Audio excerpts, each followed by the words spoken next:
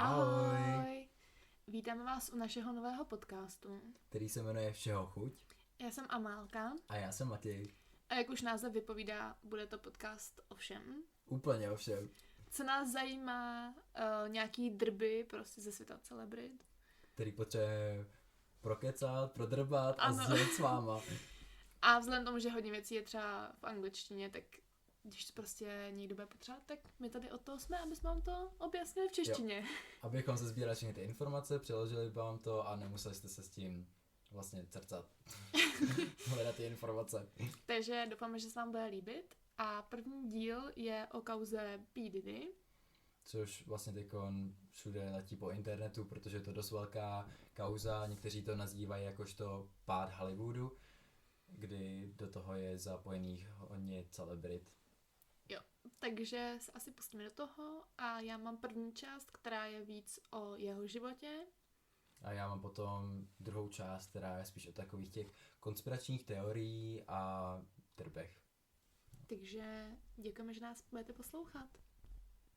Takže začínáme teda jeho životem. Překvapivě se nenarodil jako P. Diddy, ale jmenuje se Sean Combs. A vyrůstal teda v rodině v chudších poměrech, takže docela brzo začal nějak pracovat a začal se nějak tak jako ne starat o rodinu, ale prostě přispívat na ten život. Na začátku 90. let studoval na Howard University a zde se tam proslavil svýma jako velkýma večírkama, což teda v té době prostě jako party jede. Jo. Od začátku, co může. V roce 1991 přichází nějaký první jako zásah policie, kdy on propagoval nějakou basketbalovou hru Celebrit a bylo to v nějaký City College of New York. A na tu akci mělo dorazit jakoby nějakých 5000 lidí, což bylo asi o 2000 víc, než mělo jakoby kapacitu to místo. A přitom jakoby při té akci tak zemřelo asi 9 lidí, což je strašně moc. Jako basketbalový zápas a zemřel prostě 9 lidí, to je šílený. A 29 lidí bylo poraněno. To jako obvinění bylo za najmutí špatného ochranky, nebo špatný ty ochranky, teď jsem to řekla blbě, ale chápeme se. A samozřejmě jeho právníci to jako popřeli, že by na tom vlastně nesl nějakou vinu, ale tak jakoby prostě propagoval nějak tu akci. O 2 roky později, v roce 1993, zakládá svoji hudební produkční firmu Bad Boy Entertainment. A u něj teda je Mary J. Blige a Biggie Smalls, který ho známe jako Notorious Big.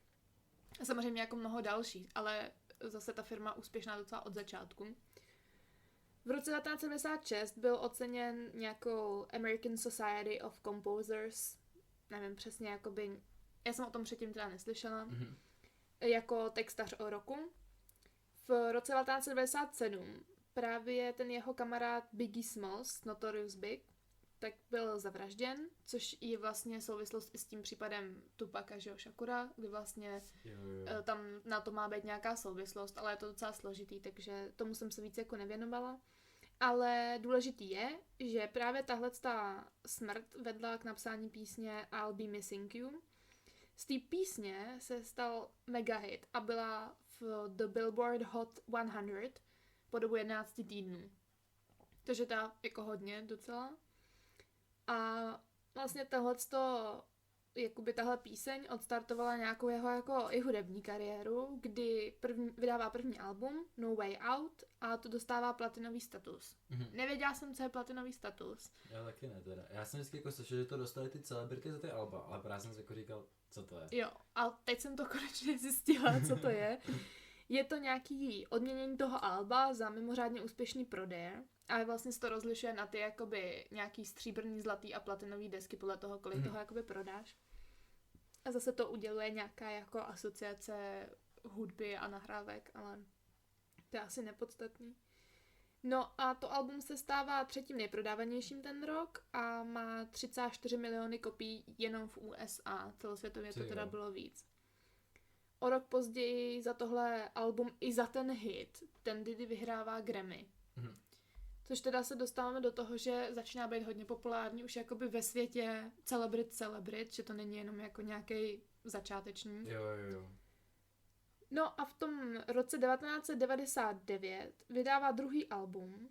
A teda ještě zapomněla jsem zmínit, že potom, kdy dostal tu Grammy, tak si kupuje právě ten slavný dům v Southampton.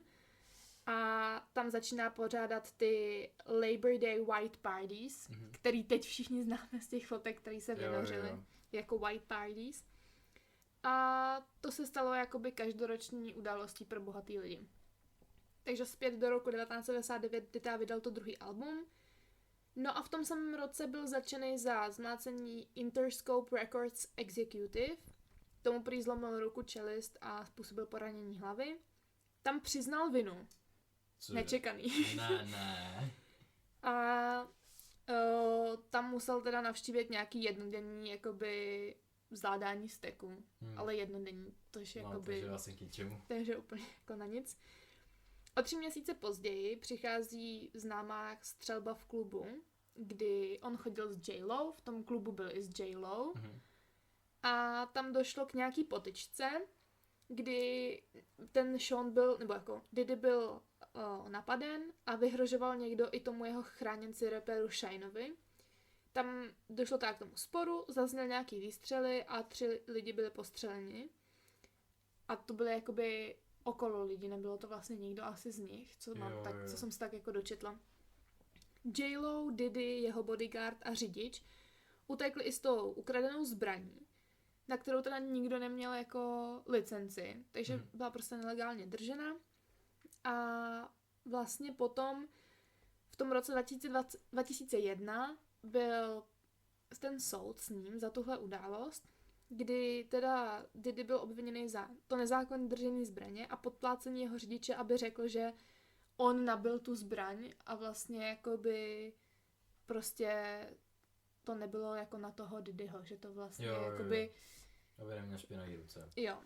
A teda tady v tom případě byl Diddy shledán nevinným i za tu střelbu jakoby a za to podplácení.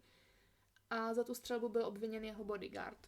Takže jakoby za mě to trošku jako nehraje, ale jakoby pojďme si říct, že ten bodyguard možná měl nějakou jako práci, že ho prostě fakt chránil a jakoby myslel si, že to nějak to, ale stejně je to hodně jako zvláštní.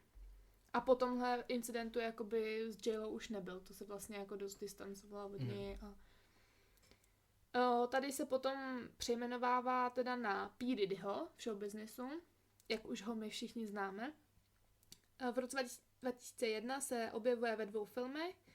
V roce 2002 je nominovaný na nejlepšího designéra roku. Nečekaný strašně. Ale tohle tomu ani jako tenhle ten úspěch ho prostě nedrží v těch mezích zákona. Jo. Tím, že se objevuje nějaké obvinění, že ta dílna v Hondurasu tak prostě byla se strašně krutýma podmínkama. Takže prostě klasická jakoby fast fashion. Jo, takže takový Shein akorát v letech 2000. Jo, ale dost mě jako překvapilo, že vlastně on měl nějakou módní jako značku. No, to jsem taky neviděl teda. Ale jakoby nevzdává, nebo nestrácí nějaký jako celebrity status, prostě dál pokračuje v tom, co dělal a v roce 2004 vystupoval na Super Bowlu. Začíná slavnou Vote or Die kampaň, která se týká prezidentských voleb a dává pryč P ze svého jména, takže zůstává jenom Diddy. Aha. A v roce 2006 mu Kim Porter, se kterou v té době byl, protože měli takový ten vztah, jakože chvíli spolu jsou, chvíli ne, tak mu porodila dvojčata. V té samé době mu rodí jeho jako dlouholetá kamarádka další dítě. A kvůli tomu se s ním tak Kim Porter vlastně rozchází, protože samozřejmě to bere jako zradu. No tak jasný, že jo. Obviously prostě. A samozřejmě teda P. Diddy má docela dost dětí. A myslím, že nějakých jako třeba 6-7 dětí. Fakt? Což je docela dost, ale dobře. A teď asi přichází jako...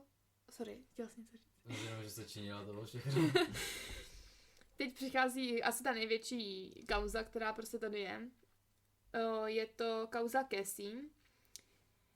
V roce 2005 Cassandra Ventura, kterou teda známe později jako Cassie, potkala právě Diddyho, když jí bylo 19, jemu 37 a podepsala u něj ve firmě smlouvu. V roce 2006 vychází její první album. A vlastně podle toho, co uvádí ta žaloba, tak už chvíli po tomhle ten Diddy začal kontrolovat její život. Ale nestačilo mu jakoby kontrola jenom nad tou kariérou, ale prostě platil jí dům, auto, dokonce teda měl přístup k jejím zdravotním záznamům, což mě přišlo asi nejvíc jako nejhorší věc, co se mohla prostě stát. Jo. Že jako přeci zdravotní dokumenty jsou docela dost jako osobní věc. No. A tam dochází jako k jednomu zvláštnímu incidentu, co jsem se tak dočetla, že ona šla na vyšetření magnetické rezonance kvůli tomu, že docházelo jakoby k tomu, že měla ztrátu paměti. Ten výsledek toho skenu nešel k ní, ale šel do rukou právě Diddyho jako prvního. Fuck. Jo, takže vlastně tam prostě dochází k nějakému jako obejití tý Cassie úplně s tímhle s tím. A z toho skenu prý měl vyplývat, že těm výpadkům paměti docházelo na základě drog. Jo. Během teda jejich vztahu byla vystavována násilí z jeho strany, nucena dělat ty freak-offs, který už teď všichni jako známe. Což u ní teda znamenalo, že byla nucena provádět sexuální praktiky se sexuálními pracovníky a tyhle akce vždy obsahovaly i hodně velké množství drog. Například kokain, extáze, alkohol, ale bylo toho jako hodně. I dalších jako drog. Celý ty akce si teda Diddy fotil, natáčel a prý se u nich i uspokojoval. Cassie ty videa jako z jejího mobilu prý mazala, ale vždycky Diddy jako řekl, že ty videa stále někde jsou a prý jednou ty videa snad jako pustil. Takže zase dochází k tomu, že prostě psychologická manipulace, protože máš pocit, že něco jako mažeš, ale ono to furt jako existuje. Jo. No a tady i dochází k tomu, že ta Cassie jako řekla, že se omezila, nebo prostě přestala se tolik vídat s tou rodinou, protože měla pocit, jako, že vlastně musí chránit. Takže se jako tak nějak odstřihla od toho a on byl jako jeden z těch lidí, na kterých ona vlastně byla jako závislá, protože furt u něj má jako smlouvu. Jo. A teda další incident nastal v roce 2009, kdy se teda Diddy rozzuřil. Po tom, co viděl Cassie mluvit s jiným talentovým agentem, prý natlačil do auta, začali opakovaně mlátit do obličeje až do krve.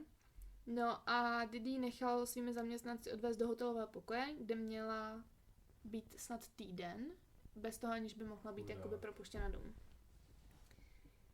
Potom v roce 2011 tak Cassie chvíli chodila s raperem Kid Cudim. Když se o tom dozvěděl Diddy, donutil Cassie zpět jako do vztahu k němu. A jako údajně podpálil Kid Cudimu auto. Což teda jako Kid Cudi řekl, že v té době opravdu měl jako podpálený auto, že prostě se to stalo, ale není tam jistý, jestli to opravdu byl jako Diddy, nebo jestli prostě s tím byl nějak spojený, ale vlastně to načasování je dost zvláštní, protože prostě máš něco, kvůli čemu on byl naštvaný a zároveň se děje tohleto. Potom tady vlastně ta žaloba uvádí, že díky těm sexuálním akcím, který se nekonaly jako na jednom místě, ty se konaly vlastně jako ve spoustě městech, tak vlastně ta Cassie se stává obětí i toho sex trafficking, nebo jakoby obchodování se sexem, jestli to tak jako přeložit. V roce 2016 po jedné z těch freak-offs opilý zdrogovaný Sean Diddy praštil Cassie, které způsobil monokl.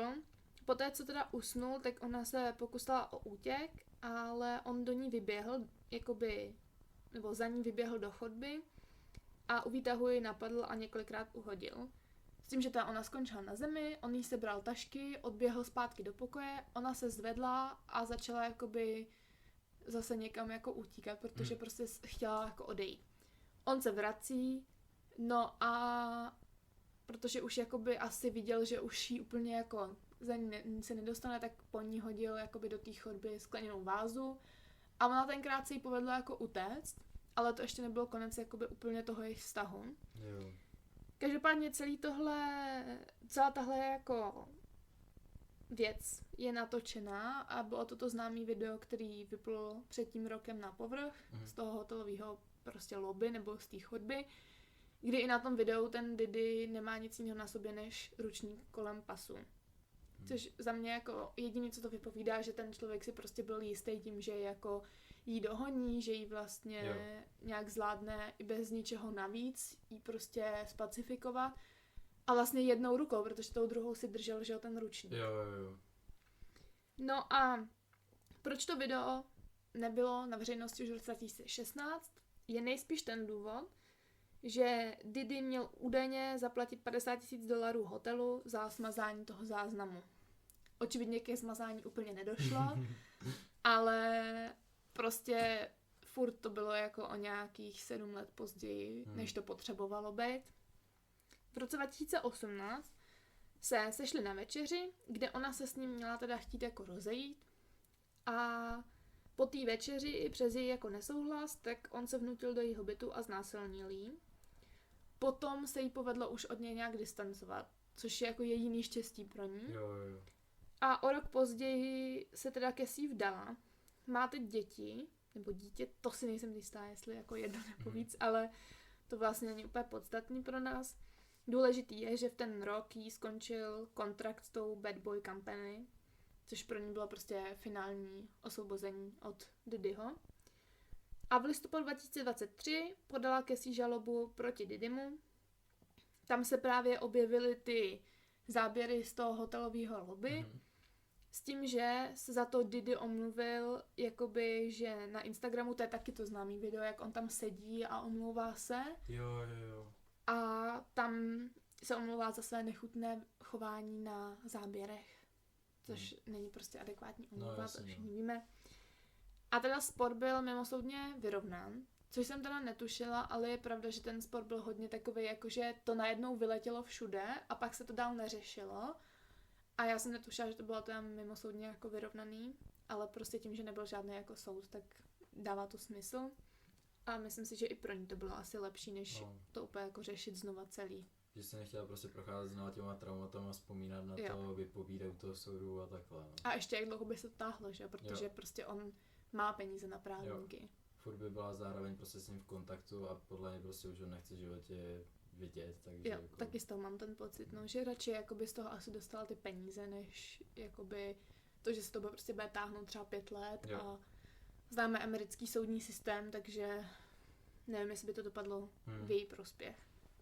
No a teď se vracíme od té žaloby z roku 2023 zpátky do roku 2015, kdy ten Diddy byl zatčen za napadení fotbalového trenéra svého syna. Obvinění později bylo stáhnuto. Dle teda slov právníka Diddyho byly tiskové zprávy o události naprosto nepřesné, což za mě jako jediný, co o tom vypovídá, že prostě zase tady asi hrály nějaký peníze roli. Peníze podplatil. A nebylo to úplně asi jako nějak dobře zvládnutý. Hodně jako zvláštní to bylo. Ale není to tak velký jako incident, takže za tolik informací o tom není. V roce 2019 přišlo první obvinění, ne teda soudně, za zneužití od jeho bývalé přítelkyně Ginny Huang, já nevím, jak se to čte, takže se omlouvám. A ta v rozhovoru s Tashou Key na YouTube tak vyprávěla něco o tom jejich vztahu s tím Diddym, kdy teda prý byl hodně agresivní a nabídl jí peníze, aby šla na potrat, když spolu teda zrovna nebyli jako ve vztahu. A ten vztah měli opět hodně střídavě, což se opakuje i u té Kim Porter, i u té Cassie, vlastně u všech těch žen, které tak byly zmíněný. A zmiňuje teda událost, i kdy jí dupl na břicho tak moc, že prý ztratila jako dech. On se k tomu teda nevyjádřil tenkrát. V roce 2023 přichází jeho hudební comeback, což pro mě bylo docela jako zvláštní, že vůbec jako něco vydal v ten rok, když už tam prostě... dovolí prostě... Jo, že už tam jako jeli dost ty obvinění a všechno. Každopádně bylo to teda 5. album, které se jmenuje The Love Album of the Grid, na kterém jsou kolaborace s mnoha dalšími umělci, jako například Busta Rhymes, Mary J. Blige, The Weeknd, Justin Bieber, Burna Boy, John Legend, 21 Savage, Kehlani, Ty Dolla $ign a další. Za mě nejvíc překvapující asi John Legend. Jo, a i ten Weeknd prostě jakože... Fakt hodně jako lidí. U té Mary J. Blige tam vlastně vidím to, že prostě ona u něj byla jako od začátku v té kampani prostě nějaký a on ji zastupoval. Každopádně tady právě je zajímavý, že The Love album a on se někdy předtím v nějakých letech přejmenoval právě prostřední jméno na Love, jako lásku. Aha, to jsem nevěděl. Takže on tam má jako v prostředním jméně prostě někde Love, což jako k němu úplně nesedí, to si pojďme říct. No jasně, co se bude. Ale je to tak, no. Takže to jsou ty kolaborace. A to nejsou ještě ani všichni na tom albu, že tam bylo jako fakt hodně lidí. Má tam vůbec jako nějaký track bez kolaborací? Myslím, že ne. Já bych řekl jako, že ty lidi prostě se ho báli, možná na něco měl prostě, protože tady je fakt důkaz, jakože co se týče těch vztahů, ale podle mě i mimo vztahů, jakože si vždycky na někoho něco našel, aby prostě nemohli na něj něco vybalit prostě, aby měl nějakou tu zbraň prostě. Zároveň si říkám, že možná některý ty umělci prostě od toho byli tak distancovaný, že vlastně jako třeba netušili, co se to jako dělo. Jo, možná nevěděli, to je pravda. No. Jakože u některých těch lidí si říkám, že určitě něco museli vědět, ale jakoby některý podle mě třeba byli úplně jako nepolíbený tímhle tím tématem, co on prostě dělal dřív. Každopádně to album bylo jmenováno na Global Icon na MTV Awards a bylo nominováno i na Grammy, kam teda už P. Diddy nedorazil, protože už v té době řešil mnoho jakoby obvinění a už se to prostě začíná jako všechno sypat, takže tam prostě nedorazil. V roce 2023 přicházejí s obviněním další 2 ženy. Jednu v roce 1991 zdrogoval, znásilnil, natočil přitom, když s ní něco jako měl, a poté to distribuoval bez jejího svolení, takže ty nahrávky prostě jakoby vidělo docela dost lidí asi. Jo, to bylo prostě všude, no. Jo.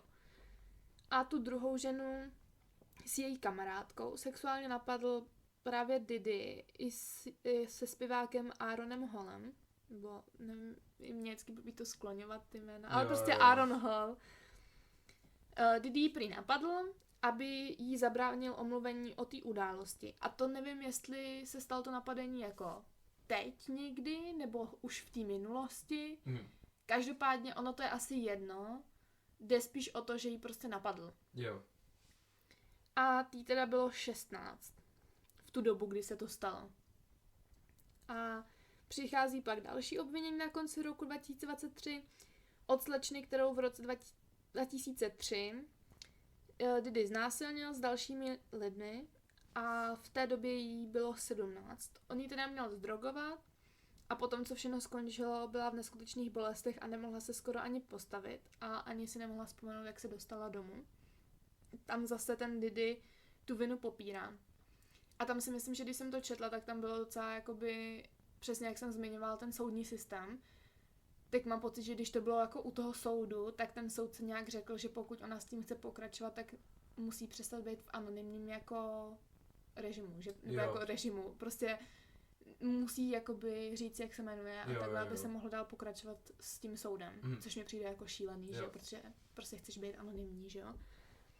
Nebo jako aspoň pro nějakou tu veřejnost. No jasně, aby to prostě jakože nevěděli všichni, jako, že si řeknou, jo, to je ta holka, která byla znásilněná prostě.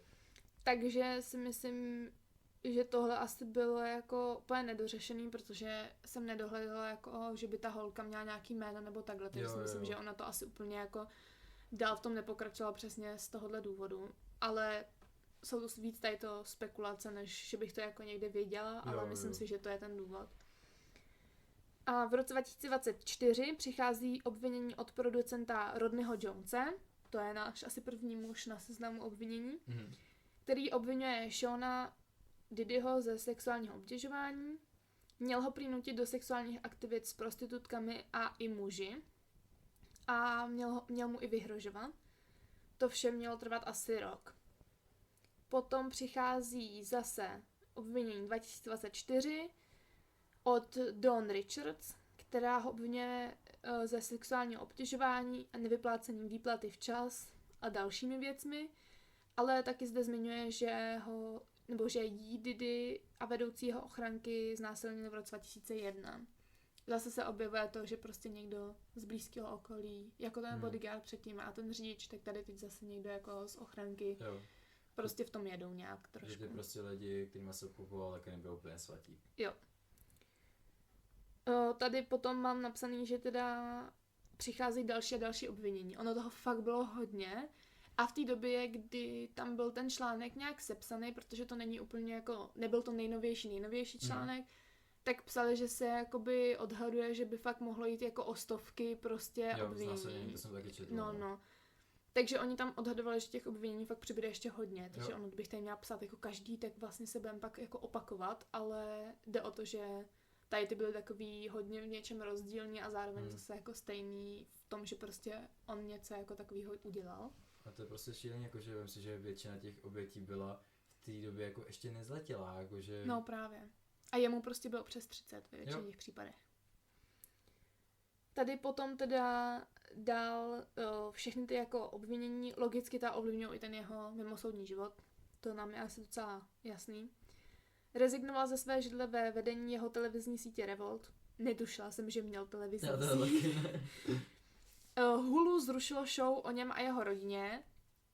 A o čem to mělo být? Jako Kardashianky akorát P. Diddy version? Netuším vůbec. Byla jsem z toho trošku zmatená, jakože vlastně vůbec měl mít nějakou show. Spíš si myslím jakože o úspěchu, možná těch jeho dětech, ale jakoby když máš dítě s každou jako jinou ženskou, tak by mě fakt zajímalo, jakoby, jak by to chtěli točit. No jasně. Když se s ním asi většina ani nebaví úplně moc. Potom teda musel vrátit klíč od New York City, na žádost přímo jako starosty New York City. A ten klíč si myslím, že má víc lidí, ale jakoby tady asi nejdůležitější je, že fakt jako to přišlo jako na žádost, že to nebylo prostě jen jako, že nějak malýho, ale že fakt ten starosta o to požádal. A teda univerzita, na který studoval, tak zrušila jeho čestný titul a stipendijní program nesoucí jeho jméno. Takže taky se od něj hodně distancovali. Jo.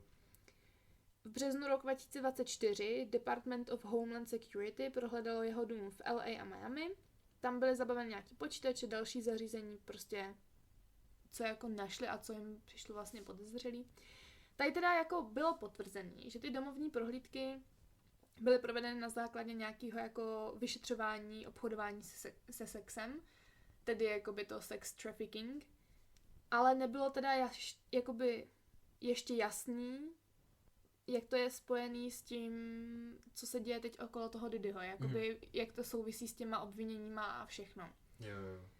No a tady přichází za mě ještě nejvtipnější věc, která asi tady v tom případě je, že jeho právník se vyjádřil jako k té situaci, že tato bezprecedentní léčka ve spojení s vyspělou a koordinovanou přítomností médií vede k předčasnému spěchu soudit pana Comse a není ničím jiným než honem na čarodějnice, založeným na bezdůvodných obviněných vznesených v občanských soudních sporech. Což když jsem to četla, jak jsem si říkala, jakože Diddy a hon na čarodějnice. No to je teda spojení. A jako pan právník má očividně jako hodně bujnou fantazii teda. Myslím si, že jako takhle, myslím si, že i oni trpějí, protože prostě obhajují jako takové věci, které prostě bys nechtěl obhajovat. Ale tohle to je tak vtipný vyjádření, že jsem si říkala, že to sem prostě musím dát. Já myslím, že to možná i vzdal a prostě si z toho dělá Nevím, absolutně jsem z toho jako nemohla. Potom teda o 6 měsíců později, 16.9.2024, přichází to zatknutí, který asi všichni známe. Teda P. Diddy je zatčen za několik obvinění. Tata obsahují obchod se sexem, takže opět to sex trafficking, který už tady máme po několikátý. Nucené práce, únos, trestné činy spojené s drogami a maření spravedlnosti. A propuštění na kauci mu bylo několikrát zamítnuto, což nedivíme se. To je jakoby jediný, co ten americký jako soudní systém nebo policejní systém opravdu zvládl, že ho nepouštějí na kauci prostě. No a tady vlastně při tom začení, že jo, bylo ty objevy těch baby oils a prostě... Stovky prostě lahviček, baby oil, pak i dilda tam byly prostě jako stovky. A tam se prostě právě už nějak začínají ty spekulace o tom, že tam jsou nějaký ty tunely nebo jakoby něco, ale to si myslím, že zatím jsou hodně velký spekulace. Jakoby... Ne, to je potvrzené. Jo? Oni našli, to bylo právě, že oni ho zatknuli a o pár dnů později tam přišli znova. A rodina, jim to strašně prostě zabírala, jak se to říká, prostě nechtěla je pustit do toho baráku. Jo, jasně. A hlavně ne do jeho ložnice. kdy Okay. prostě ta policie pak odsunula tu postel a našla tunel pod jeho postelí, který vedl do domu Michaela Jacksona. A já jsem myslela, že to právě nebylo ještě potvrzený. Ne, to už právě bylo potvrzený a byly tam jako Okay. Protože já jsem to viděla někde spojený jako s nějakou konspirační teorií. A říkala jsem si jako, že ty lidi jako, že prostě si myslí, že tam je nějaký tunel nebo něco a já jsem nevěděla, že tam našli. No. Tak to je docela crazy teda. Dobře, tak tam má tunel. A tady k tomu jakoby začení je i nějaký 14stránkový dokument. Ten také obvinuje pana Combse, tedy Diddyho, že proměnil své obří obchodní impérium na zločinecký podnik, který ohrožoval a týral ženy. Také popisuje dlouhodobý opakující se vzor napadání a nátlaku na ženy, aby plnil jeho sexuální touhy. Takže jakoby ten úryvek toho, co vlastně ten 14stránkový dokument obsahuje, je jenom sečtení toho, co jsme tady celou dobu jakoby si četli, nebo prostě co jsme tady jako slyšeli, protože fakt se to opakuje. Každá ta ženská vlastně říká to samý skoro. Jo, to je stejný proces. Jo, úplně jako opakující se všechno. Nátlak, nějaký jako násilí. Vyhrožování. Jo. Ale s tím tunelem jsem to fakt nevěděla. No. To se omlouvám. Takže je dobře, že jsme tady oba dva. No, každopádně tím končí taková moje, jakoby, řekněme, část o faktech a o jeho životě a co tak nějak, jakoby, jsme se dozvěděli u soudních sporů. A já tak budu pokračovat vlastně s konspiračníma teoriema a drbama. Takže jdeme na to. Začneme umělcem, který se jmenuje Sting, který působil v kapele The Police, která vydala písničku Every Breath You Take, kterou P. Diddy nasimpoval bez jejich souhlasu. Kapele teď platí $2000 denně, což je v průměru v přepočtu 46 000 korun denně, což je prostě šílený, protože 46 000 korun si prostě vydělá průměrný Čech za měsíc, ani to ne, vlastně ještě míň. No. Ale je to hodně, no, ale teda je to ta písnička, co jsem zmiňovala na začátku, I'll Be Missing You, která vlastně proslavila Diddyho, jakoby nejznámějšího písnička je prostě nasimplovaná. Dále tam máme Justina Biebera, za kterého, když byl nezletilý, přebíral zodpovědnost umělec jménem Usher, když vlastně nahrávali alba a byl mimo domov. Na 48 hodin ho dostal na starost P. Diddy a údajně tam měly být drogy, alkohol a i znásilnění Justina. Justin se i účastnil jeho white parties, ale v téhle kauze je jako oběť. Přiznal se, že byl jednu dobu závislý, odnesl si několik traumat a na veřejnosti ho lidé často spatřili s jeho manželkou Hailey, jak brečí. V písničce Yummy, když se pořádně zaposloucháte, můžete místo Yeah you got that yummy yum slyšet Yeah you got that young me. Vlastně dostal si... nic jiného. Jo, dostal si mě prostě jako mladého, nebo jak to mám říct, prostě. Jo, asi jo. No. Až šílený, jako od té doby jsem to zjistil, prostě neslyším nic jiného než tady tohle. Plus on nějak řekl, že tu Billie Eilish chtěl nějak chránit. Jo, ano. Ještě v jednom interview vlastně zmínil, že se snažil chránit Billie Eilish jakoby před tím vším, aby se nedostala do stejných nepříjemných situací jako on. A že jí vlastně nabídl, že může mu kdykoliv zavolat ohledně čehokoliv, že je to prostě pro ní, což mi přijde mega milý, no. No jasně, no. Dále tu máme Lady Gagu, který řekli, aby se slajkla a nafotila vlastně nahý fotky. Ona to ovšem odmítla a odešla z místnosti. Pak jí začali vyhrožovat, že zničí všechnu její hudbu a nepřestali se jí furt ptát a tlačili na ní a nakonec všechny ten nátlak nedala a nakonec to udělala. To se řekla v jednom interview, ale nezmínila jméno, kdo jí vlastně tlačil, ale všichni si myslí, že se jedná o P. Diddyho. Zajímavost je, že když P. Diddyho zatknuli, tak se snažil najmout jednu právnickou společnost, u které je Lady Gaga. Tak když to zjistila, tak jim začala vyhrožovat, že odejde, pokud ho přijmou. Naštěstí teda ta společnost si nechala Lady Gagu a nepřijmula P. Diddyho, což jsem rád, že takhle dopadlo. Takže jakoby potlesk pro tu společnost teda. A pak tu mám napsat jako další Rihannu, která vlastně, když podepisovala smlouvu s tou společností, tak to podepisovala s Jay-Z, který řekl, nebo aspoň na to zmínila v jednom interview a ta smála se u toho, takže těžko říct, jestli je to realita nebo vtip, ale Ale jsme v sekci konspiračních teorií, Ano, takže ano, to sem jasně, patří. takže to sem patří prostě. Takže jí prej řekl, že jsou jenom dvě cesty vlastně, jak odtamtať odejít, že buď s podepsanou smlouvou dveřmi, anebo oknem z 29. podlaží. Takže těžko říct. A vlastně Eminem ten vydal diss track na P. Diddyho s názvem Fuel, kde vlastně říká wait, he didn't just spell the word rapper, leave out P, did he. Vlastně to did he má zní jako Diddy a to vlastně ani není náhoda, protože... Jo, protože Eminem v nějakém jako rozhovoru dřív říkal, že on ty verše vymýšlí jakoby na základě zvuků těch slov.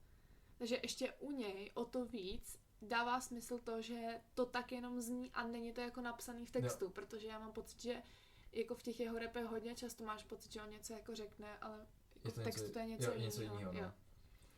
A vlastně Eminem potom spolupracoval s Rihannou na písničce Monster, která vlastně má být o P. Diddy. A díky tomu tu Rihannu vlastně odprostil údajně od z pár prostě P. Diddyho, Jay-Zho, protože ten P. Diddy má respekt z toho Eminema a nechce se s ním zahrávat, ale co si budem, kdo by si chtěl zahrávat s Eminemem? Kdo by neměl respekt s Eminema? Přesně.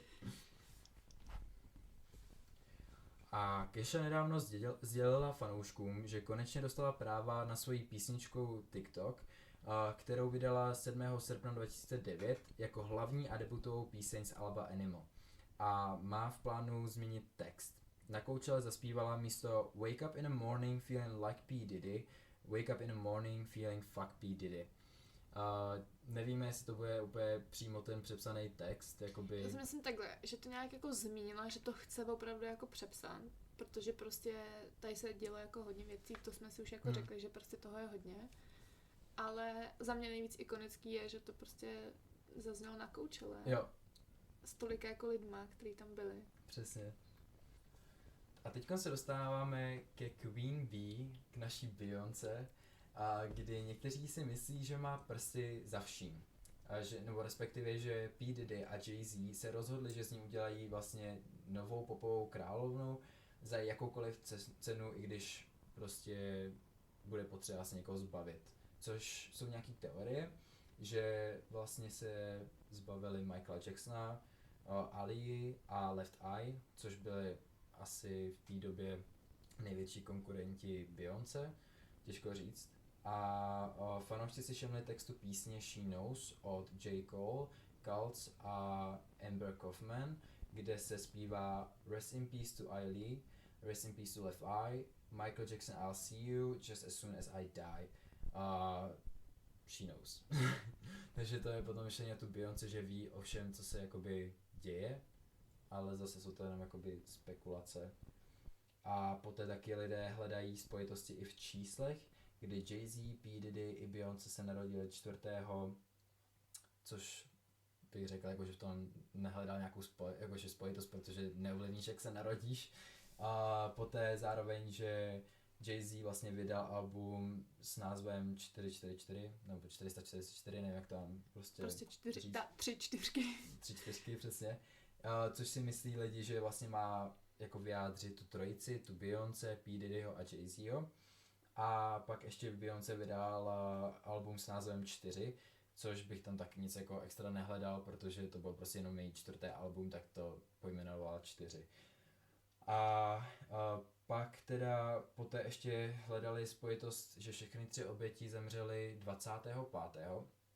Což už tam to dávají ty vraždy nějaký jako smysl to spojovat, nebo jak to mám říct, jako víc smysl.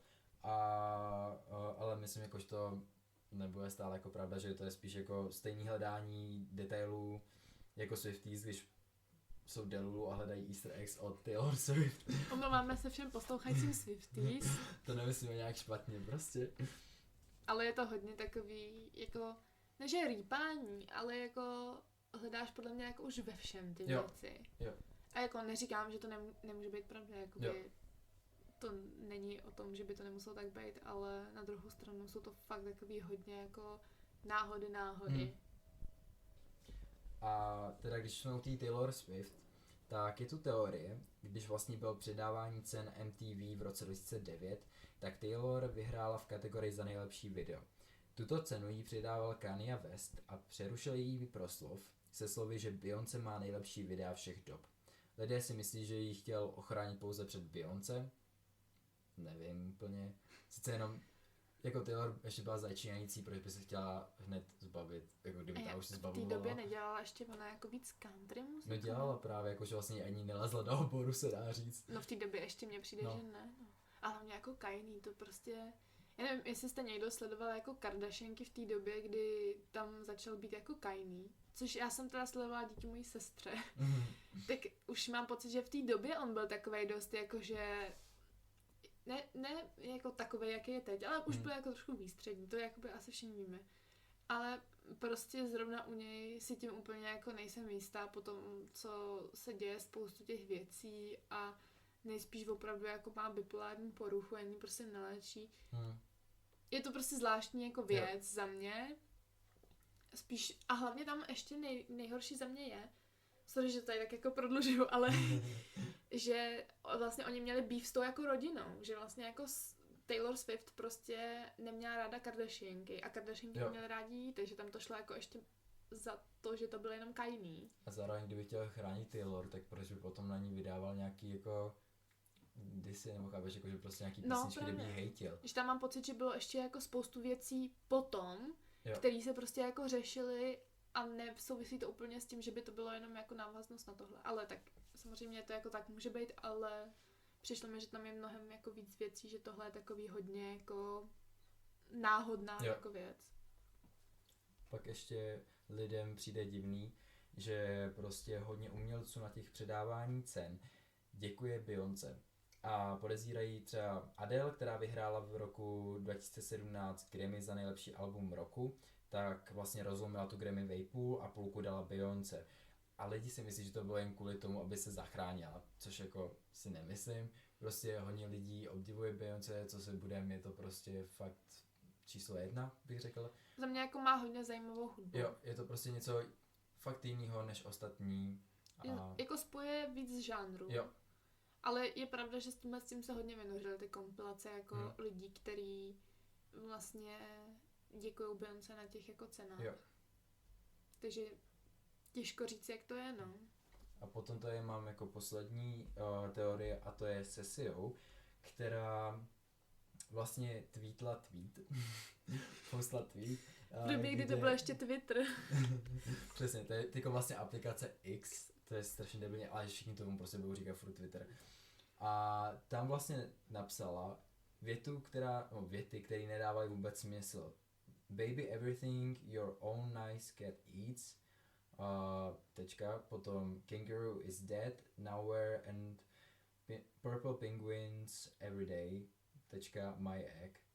A vlastně jakoby fanoušci to nechápali a tak jako zatím furt něco hledali a tak si vzali ty počáteční písmena všech slov a spojili je dohromady a vlastně z toho vzniklo Beyoncé Kidnap Me. Takže si myslí, že Siu vlastně unesla Beyoncé. Jako nevím. Ten tweet byl zveřejněn 28. července 2016. Od té doby Sia byla jako viděna na veřejnosti. A hlavně jakoby ona není moc často vidět, protože ona si chce schovala tu identitu, ty její velký paruky, že jo, aby prostě jí nebylo vidět do obličeje, se už teda ho ukázala, ale jako furt i do teďka se snaží jakoby ne tolik vystupovat. A hlavně teda Usi, to je jakoby mimo téma tohodle dramatu, jo? Ale když byly, že jo, Dance Moms, tak ona měla tu jednu holčinu, jak tam tancovala v těch videoklipech. A tam je taky nějaké jako kontroverze, takže kdybyste někdo chtěl tento díl, tak můžeme zpracovat i Dance Moms a tohleto, ale každopádně Usi taky je tam nějaký jako takový zvláštní jako chování s tím. A ona prostě jako je asi v některých věcech zvláštní, ale tady to je spíš jako zvláštní, jsem to řekla několikrát zvláštní, ale je to prostě divná náhoda, že by to dávalo dohromady tohle. Jo. Takže tohle to bylo vlastně všechno, co já jsem se našel k těm konspiračním teoriím a co jsme si vlastně našli ohledně téhle kauzy, co nám přišlo nejdůležitější. Takže tak, no. Takže tak asi ale takhle. chceme jakoby nakonec našeho podcastu by nás bavilo dávat jako rubriku naši oblíbenci. Přijdu si jako, že jsem nějaká youtuberka prostě v roce 2012, ale prostě naši oblíbenci za poslední dobu.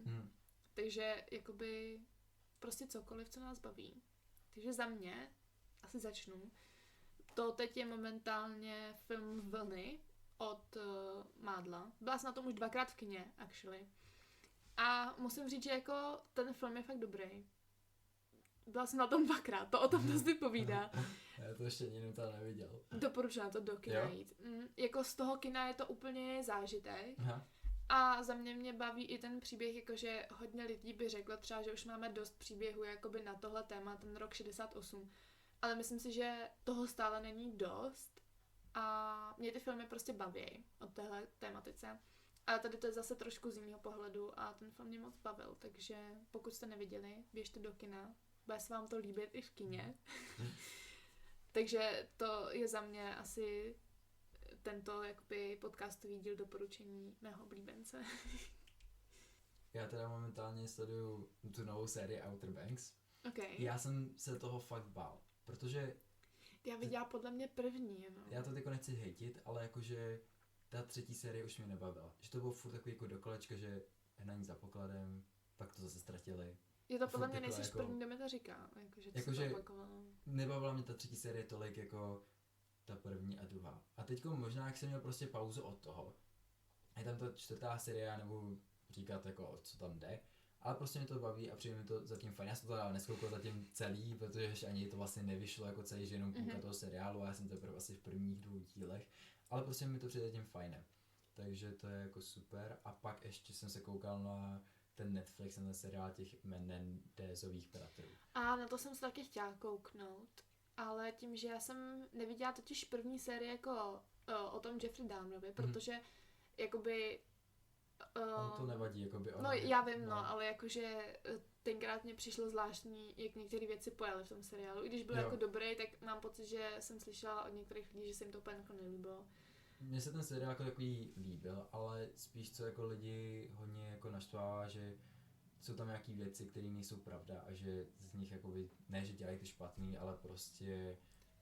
Jo, jasně, jakože tam prostě změní něco, i když by to vlastně mělo být jako dokument. Jo. Že oni tam mluví o nějakém jakoby únikovém plánu, ale co jsem tam slyšel, tak jakože žádný únikový plán v životě nebyl. A díky tomu jakoby oni byli pak rozdělení ve vězení, jakože jinde a nestýkali se a takhle. Okay. No to možná kouknu na tu druhou sérii. Jako ta první mě tolik nelákala, ten Jeffrey Dahmer, ale tady ta druhá mě asi láká trochu víc. Jo. Takže uvidím. Snad to bude čas. Takže s tím se asi loučíme dneska.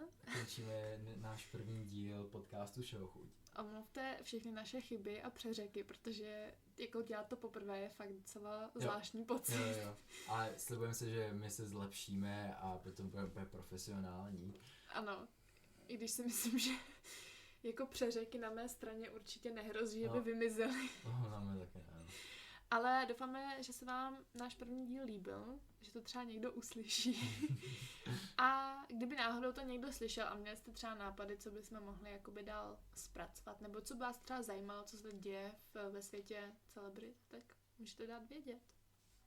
Budeme rádi, že nás budete sdílet. Jo. Děkujeme moc. Děkujeme. Ahoj. Ahoj.